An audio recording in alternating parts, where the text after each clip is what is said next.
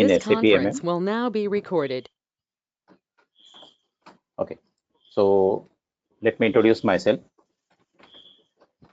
I am having almost more than 20 plus year experience. Out of that, 9-year experience in the field, that is in core, and 13-year experience in SAP. So I did my certification in 2007 in SAP MM ECC, and from that time I'm in SAP. Right now I'm working as a account manager for 3 projects. Two are the implementation and one is support projects. So there at one place we are implementing SAP EC S4, and at our next another 2 places we have ECC normal 6.0. Okay, so this is myself in short. Can you let me know about yourself quickly? Yeah, sure. Hi, myself Hardik Pandya. Of course, we are not an expert SAP users. We have some experience in SAP. And in our company, we have S/4HANA implemented, I guess, a year and a half back. So the whole goal is for me and the rest of the team to understand different modules. I'm just here for the demo. It's mainly for Akhil and Noor. They will be going to the training. They have some business processes knowledge, but if you we don't have any exposure on configuration or anything else on MM side. Yeah. Okay. Yeah. Okay. Great. So you have basic knowledge of SAP MM, right? Yes. Oh, great. Okay. Hardik, then Noor. Hey, hi, my name is Noor Ali, and I'm in Hardik's team, and we have some knowledge about SAP, but we need some training so that we can work on this thing thoroughly. Okay. Great. Great. Okay. And Akhil? I, Noor, and Hardik, we work together for and support the ERP systems which are there in our company.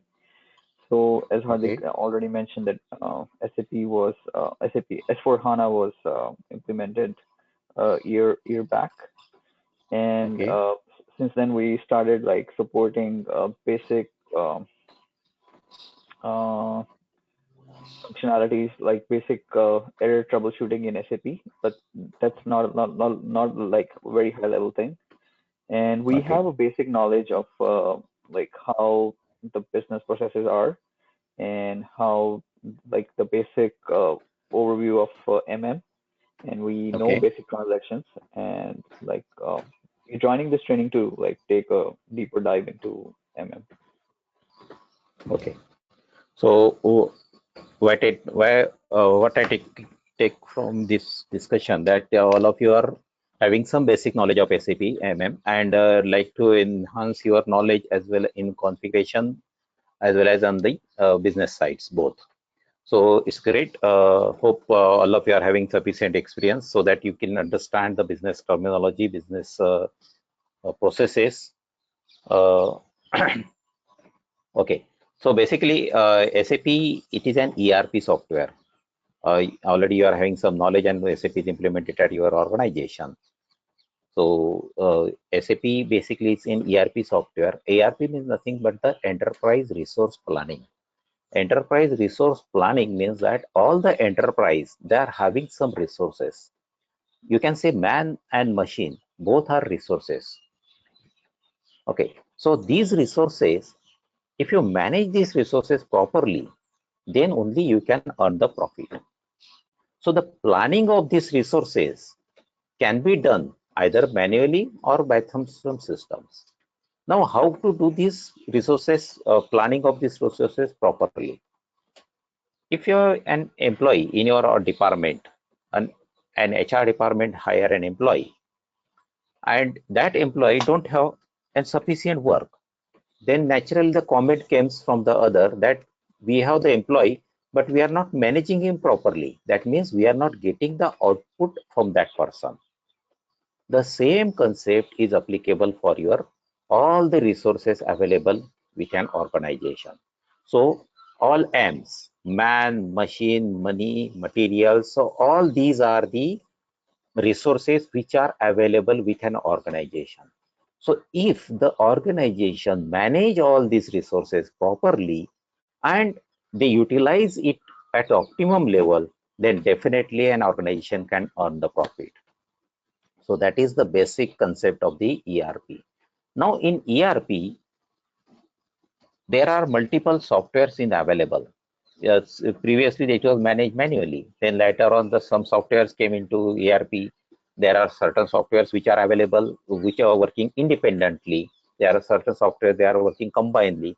For example, you might have heard the word Salesforce, Tally, or the Oracle. So these are the multiple BAN, JD Edwards. So these are the ERP softwares available in the market. But all these softwares, they are working on their individual database.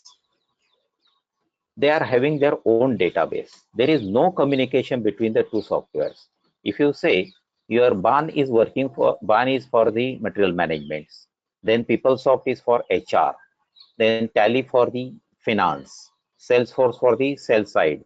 So all these departments, they are working individually. There is no connectivity between these departments or these softwares. So if suppose and salesman's in a sales department and customer came and he put some requirement and customer makes some inquiry in an organization to the sales department that they want certain materials. Now, how your sales department can promise to the customer when he will have the visibility that how much inventory I'm having, how much inventory is a pipeline of production, might be procurement. So unless he will not get all that stuff, what is in the production line, what is in the pipeline, how much is available in the store. So without this information, he cannot promise the customer about the fulfillment of his requirement. Now, think from the customer point of view. Customer will not wait for you for the longer duration. If you are not able to promise anything to the customer will start searching the another vendor. He will say, you are taking that much time to just to promise me to supply the material. Then what is the guarantee that you will supply on time? So just because of this communication gap, the sales department is not able to, or because of this non-visibility, sales department is not able to promise anything to the customer. Now SAP took the advantage of this one and come up with a solution which is having a common database. So all the different departments, your sales department, warehouse department, procurement department, production, HR, finance, planning. So all they are having the combined single database. And any person from any department can extract the report or can see the availability of the inventory, money, everything on the single click of the button. That is the beauty given by SAP. But then the question came, what is the security? That anybody can see anything. My warehouse manager can see the purchase order price. He should not be. My sales department can see how much is the finance available with me. No, he should not be. There are certain departments, those who should not have any information from the purchasing side or from the sales side or from the finance side. So SAP has given this access to the common database with some controlled manner. This access is given in controlled manner so that everyone can check the database as per his job profile. If I'm the warehouse manager, I should see only how much is the purchase order in line, what is the planning, how many purchase requisitions are open, then how many production order open. I may not require to see what is the price of material in the purchase order. That is not required. So I can give him the authorization based on his job profile. So in all these departments, the users, they can give the authorization based on their job profile. So this is the solution provided by SAP in 1971. some 5 engineers, they came out of IBM. They were the employee of the IBMs. They came out of the IBM and they start working on these SAP softwares. And the first version came in 1971. That is SAP. So SAP, it is a modular system having the different modules. Your individual departments are called as a module in SAP. So sales, purchase, HR, CRM, HRM, your finance, inventory management, quality management, production, planning. So all these are the different departments they called as the modules into the systems. Now SAP, there are, okay, we have seen the advantages of the SAP, benefits of the SAP. The single system can do the properly workflow and the proper tracking of the database. And one most important thing is that in SAP you can have the track history. SAP able to maintain the history of the transaction.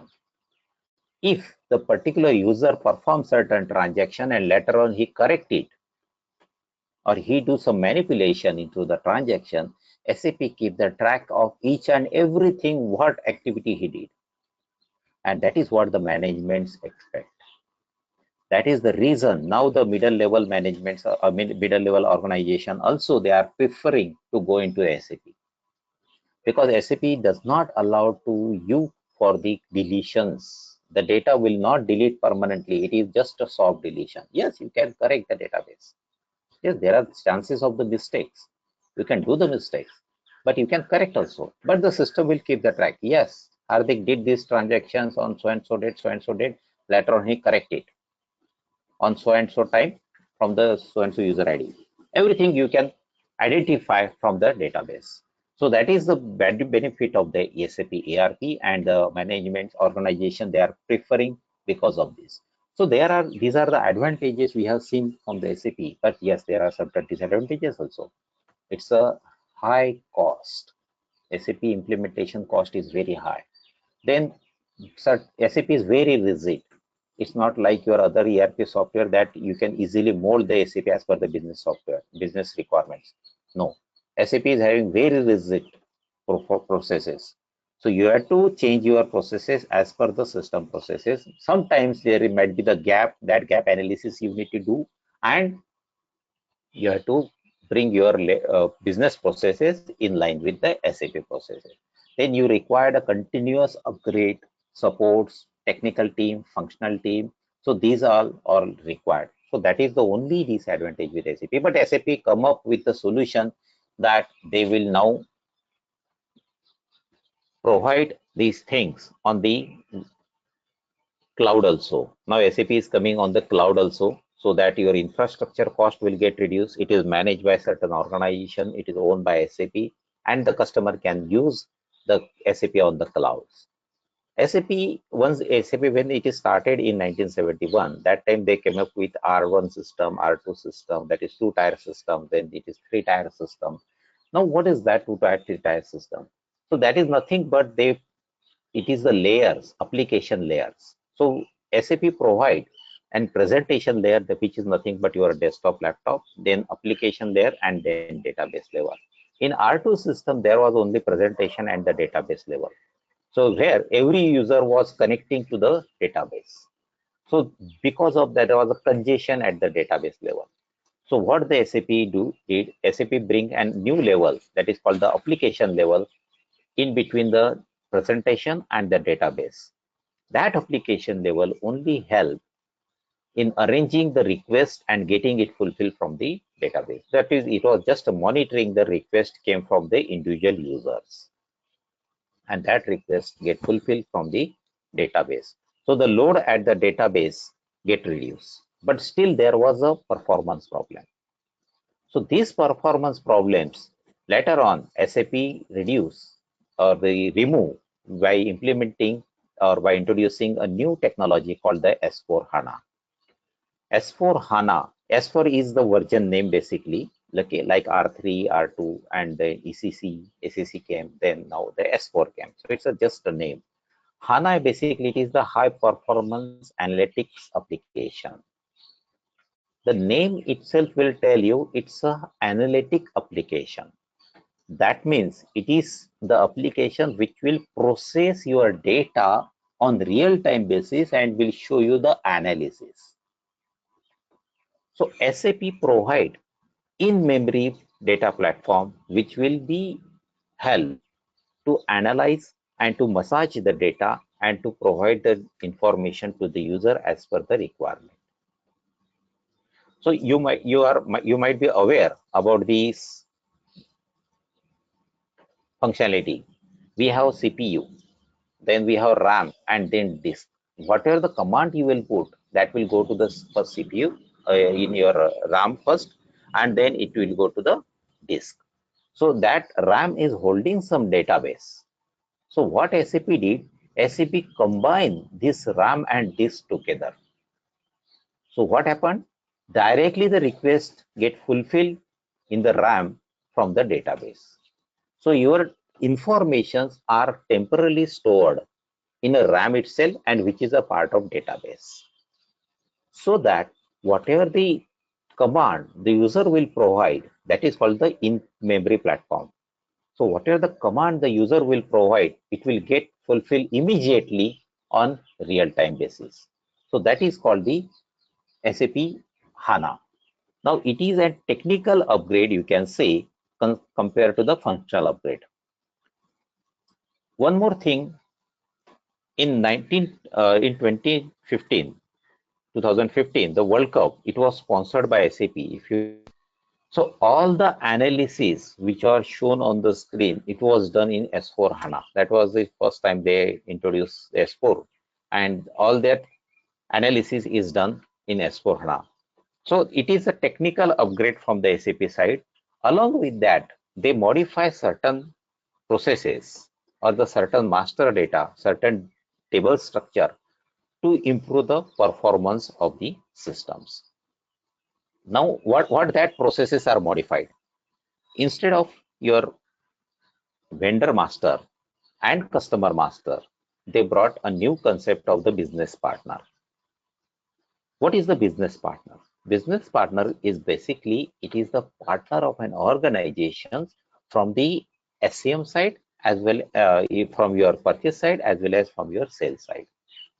So they are the business partner. You cannot run the business without vendor and the customer. They are the integral part of it. So instead of creating the two separate master for them, SAP bring a combined master called as the business partner, because both are business partner. One is on the purchase side, second is on the sales side. So as the both are business partner, SAP give a single name or single code to these two masters, and they are given the role of it. If that code is having a vendor, then we'll assign the vendor role to it. If it is customer, then we'll assign the customer role. That is the one functional change they did. Second, from the analysis perspective, in S4, in HANA, they activate the material ledger. In a material ledger, basically, it is possible for an organization, of course, from the finance side, to maintain to do the currency analysis, currency level analysis in three different currency. One, your local currency, group currency, and corporate currency. So all these analysis in three different currency, you can do the analysis, which was not possible in the lower version of SAP, in ECC basically. So that is the one thing introduced, but that is on the finance side. But of course, from the material management side, we have plant. We are using the plant, and plant is an valuation area for us. So that valuation area, we are linking it to the material ledger, because all the valuation of the material is done at the plant level. Hence, that is need to be update for the or linked to the material ledger, so that whatever the analysis will be done in three different currency, that will be done into that one, that three currency. That is the second change. Then some table structure they have changed. Instead of your whenever we do the good receipt, that type the data is updated in one table. That table they have changed, and instead of making the two table, now that is a single table. That is the only change. Otherwise, if you see from the business perspective, all the processes are remain same in SAP existing ECC and in S4HANA. So that is the only difference, this one. Okay. One more thing it is introduced, that is the Fury system. In the Fury system, it is an GUI, or you can say user interface systems, where the user can perform the transactions on the application level. On using the URL based applications, you can directly connect to the SAP systems. But yes, Fury was there in ECC 7.7 version also, okay, 7.0. But there we need to write some code. But here in S4, SAP has removed that Java code, and they are given and plug and play kind of things. By using some OData technology, you can connect your Fury system to SAP system by using some OData mapping processes. So that is the additional things they are given in S4 HANA, where the users can access the SAP servers when they travel on their mobile tablets, okay, on internet, on intranet, both. Now this is about the SAP basically. Now in our course, my methodology is, whenever we talk about any processes, let me open the syllabus so that will be easy. Okay, so in our course we will cover this part, that is introduction first of all, then the basic concept of SAP, where we'll cover the SAP organization structure and the FIC organization structure. Because we are not going to define the FIC organization structure, that is the finance organization structure, but as we are using it, we should have the flavor of it, what it is exactly. Okay, so from that perspective, we'll have one walkthrough of FIC organization structure, then master data, what are the master data required, then process for the material procurement, all the different procurement process, P2P process for the material, then what are the steps involved into that one, purchase requisition, quotation, purchase order, contracts, scheduling agreements, contract on quantity, value, material, stock material, consumable material, asset material procurement. So all these will cover under the material procurement process. Then we have service procurement process, where we learn the service procurement, because organization is not only required the material, they require the services also. You are taking the security services, that is one type of the service. Okay, I just put a simple example. Office boy which is working in your office organization, that is also one of the service we are taking. And we are also providing the services to an organization as an employee, but we are we are part of the organization as an employee, so it cannot be treated as a services, but kind of thing we are. Then special procurement, these are the certain procurement which normally not available in common organization, but yes, they are part of it. Your consignment process, you might heard this one, all your big shopping malls, they are work on the consignment process. Then pipeline procurements, your electricity, water supply, all these are the pipeline procurement. Material is always available at your doorstep. You need to just use that material, and as per the unit rate, you will paying the whatever you have consumed. Then subcontracting work, getting work done from the small vendors. Returnable transport packaging, all the materials they are having some packaging materials are coming. That might be an wooden material or might be the plastic material that you need to return to the vendor. So, and project procurement, project stock procurement, we'll have the inventory management, all good received, goods issued, transfer posting, physical inventory, stock transfer, batch managed material, serial managed material, all your pharma products, they are batch managed specifically, or perishable products, they are batch managed, and all the electronics goods, they are serial number managed materials. Then logistics invoice verification. This logistics invoice verification normally comes under the finance, but this is the thin line between MM and finance, because this is the interface between the MM and finance. So we will take and understand that into MM only. Okay, I will cover that also. Then release strategy, nothing but the approving mechanism, how the documents should get approved. Hope I am audible. Yes. Yeah, thanks. Purchase order pricing, how the pricing get defined or determined into your purchase order. Then valuation and account determination. Normally, this is also not come into MM, but if you see, if you implement SAP in any organization, at the end of your discussion, and finance person will raise his hand and he will say, let me know what is the accounting entry. How the accounting entry will go for this transaction. Business is ready to twist their processes as per your suggestion, but the accounting, they will not compromise. So we should have the flavor of the accounting also, how the accounting take place, or because see, it is not part of consultant, it is the part of FI consultant. But in that meeting, you are sitting and explaining the business process or deriving the business, defining the business process. So you should have the basic knowledge of the finance also. So that will cover under, of course, I will tell you that debit, credit, and everything. So that how the valuation is done, how the account is determined is happening.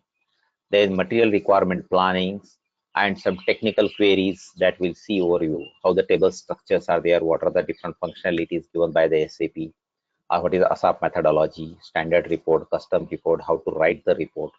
So that everything I will cover into course. Now in my course, I have a methodology that when we discuss any topic, I divide that into three parts. One, as a business. So when we'll discuss that topic, we will be in the business role. We will discuss the business processes related to that topic based on my experience, based on your experience. So once the business process are discussed, then we'll step into the consultant shoes and we'll configure or customize that process into SAP. Once it is customized, then again we'll step into and business end user role. Then we will test all that processes whether they are working as per the discussion which we did into the first role or not. That will ensure.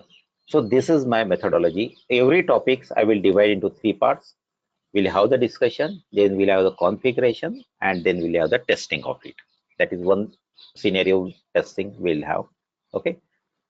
Secondly, SAP basically is not an rocket science.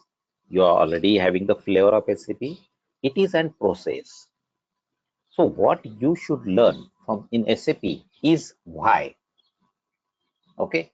If I say, Hardik, you need to check this box, then what will happen if I don't check this box, and what will happen if I check this box?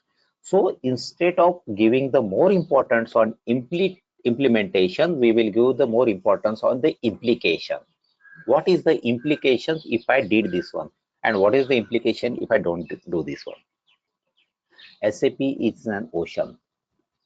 Okay, there are more than 3,000 transaction codes in SAP. No need to remember everything. No need to understand everything on the first day.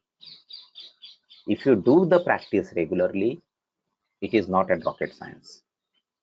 So during this course of time, we will give the more stress to understand the basic functionality of SAP. On one particular nodal point, you may find the 10 configuration points. I will not touch all the 10 configuration points. I will touch only 3 or 4 configuration points, which are basic to understand that process. Once you understand the basic, rest is up to you, how you want to explore it. Lot of videos, lot of literature is available on the internet. You can use it, but I will recommend not to use during the training period. Otherwise, process will not change, methodology will not change. The way of telling presentation will be changed, might be changed. You may land up into the situation that sir told us something different and it is shown something different on YouTube. don't go into that one right now. Just focus during this 2 month period of time. Just you can focus on this training part, understand the basic functionality, then sky is limit for you. You can explore like anything, but after understanding the basic concept. So my humble request, during this training period, you give the more stress to understand the basic concepts. Once you understand that one, then you can explore yourself. Learning the new thing is not the big deal. Once you know the business process, now you are all are the senior people. So once you know the business process, you can easily understand, because for the SAP consultant, the challenge is not the system, challenge is the business. He should able to understand the business. Otherwise, when you go to the customer for SAP implementation, when he will explain the business process and you didn't understand the business process, what you will implement for him? So that is important. So once you have the business knowledge and SAP basic knowledge, you can learn everything. So that's it from my side. If you have any query, please go one by one. All right, thanks a lot for the session. Hardik here. Yeah, Hardik.